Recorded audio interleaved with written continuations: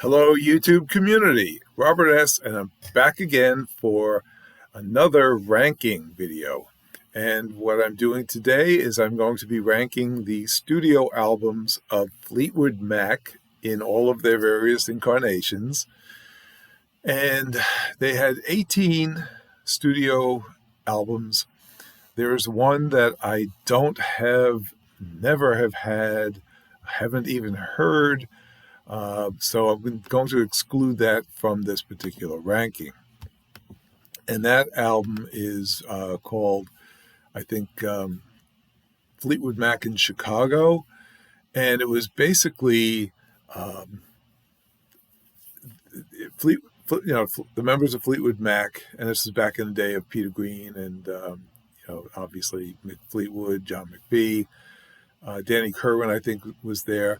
And they were playing with some Chicago blues musicians, Otis Spann, Willie Dixon, Buddy Guy. I was there. So it sounds like it's a cool album. Like I said, I've never really listened to it, though, so I can't include it. But the good news is I will be including at least the other 17 albums. And because there are 17 of them, this might take a while, so I'm probably not going to say a whole lot about the individual albums. Some of these you're going to know very well. Some of these you may not know unless you're a big Fleetwood Mac fan. But I do have, vinyl. I have CDs. I have some box sets like this, which have very sort of thin and flimsy type of CDs in it. But hey, it's got everything I want there except for that one album. I got to get that album, I think. Anyway, I'm wasting time here. So why don't we start with number 17, and that is Mr. Wonderful. I believe this was their second or third album. And it slips out really easy. But let me show you that track listing. I don't think you'll be too familiar with any of these, again, unless you're a big Fleetwood Mac fan. It's a blues album. Fleetwood Mac started out as a very bluesy band, and a lot of people loved that and wish that they had, stuck to that formula. Others say, obviously, that they love for example, the Lindsay, Buckingham, and Stevie Nicks version. Other people may like the other incarnations of Fleetwood Mac. But this one, to my ears, it's bluesy, but it sounds like so many other blues songs, and some of these songs almost sound too similar to other songs on the disc.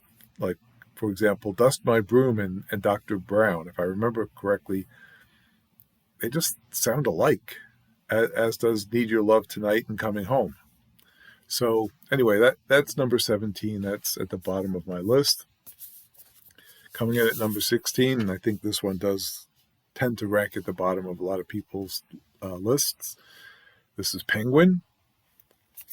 Again, it's, probably got some songs there that you don't really know too well, but it is what it is. Next, Future Games, coming in at number 15.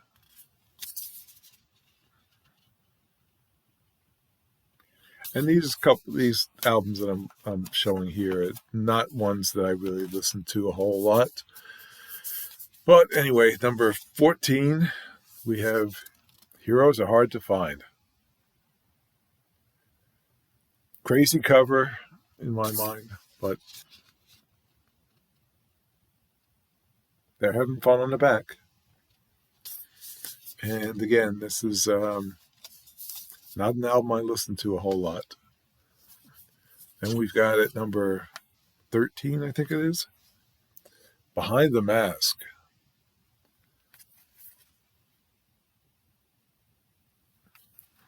And this is an album that had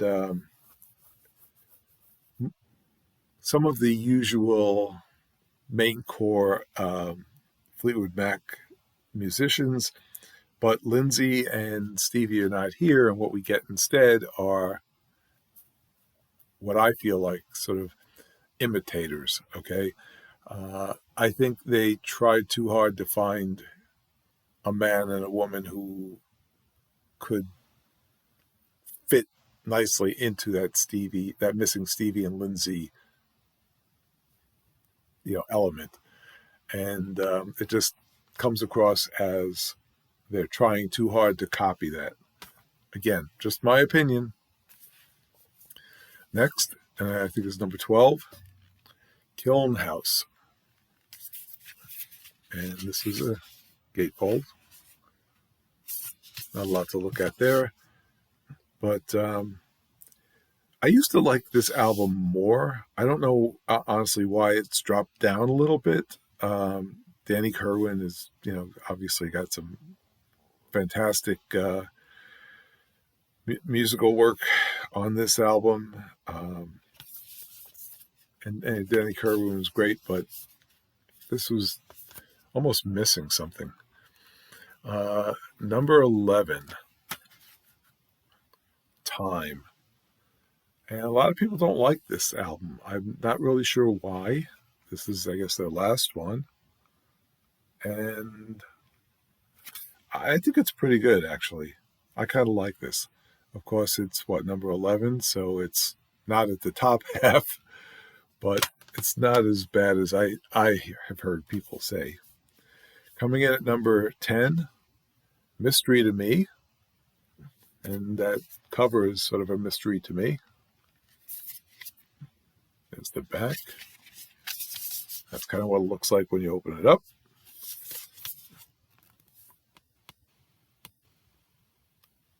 I do like that image. And this one's got some decent work on it.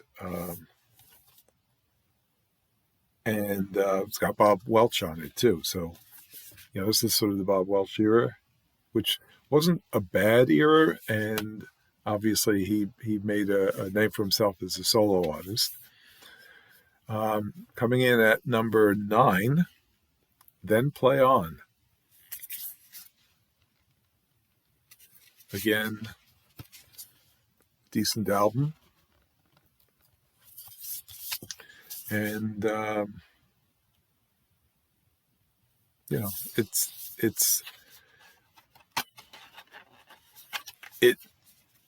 if you did not have the Lindsay and Stevie era in my mind, this would rank up there much higher. What am I up to now? Number 8.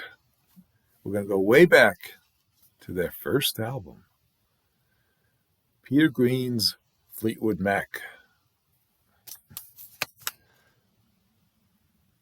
Again, bluesy, but this is how you do it.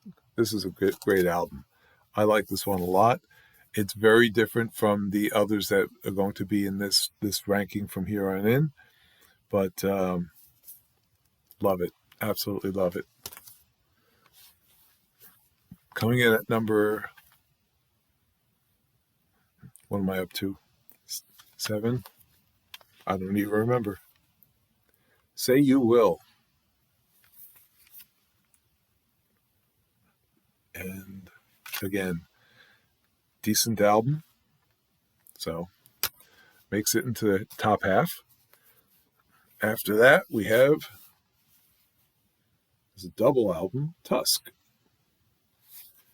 And this one, again, I think there may have been some, coming after Rumors, this is a lot of expectation. I think that people, you're going to be in for a letdown after that, honestly, in my mind. I listened to this album and I liked it. And I've always liked Tusk. I've always liked a lot of the songs on here, actually. And it's a decent double album. Could it have been a better single album? I'll let you be the judge of that. But Not bad, Fleetwood Mac. Not bad. And after that, we get back to, and I think this is number 5 now, Bare Trees. I love this album. This is just such a wonderful atmospheric type of album. It's got so much going for it.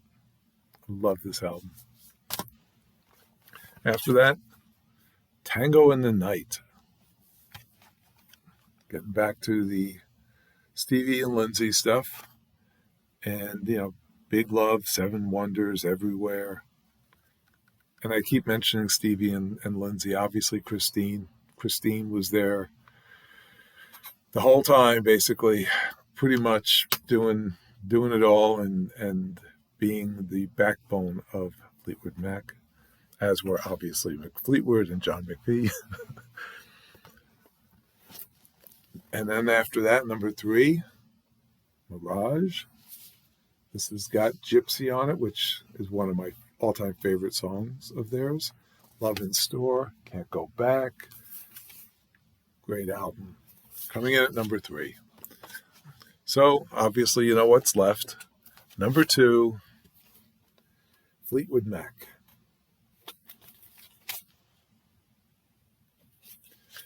Monday Morning, Warm Ways, Blue Letter, Rhiannon, Over My Head, Crystal, Say You Love Me, Landslide, World Turning, Sugar Daddy, I'm So Afraid. Not a single song you would skip on this album, or honestly, even on this album.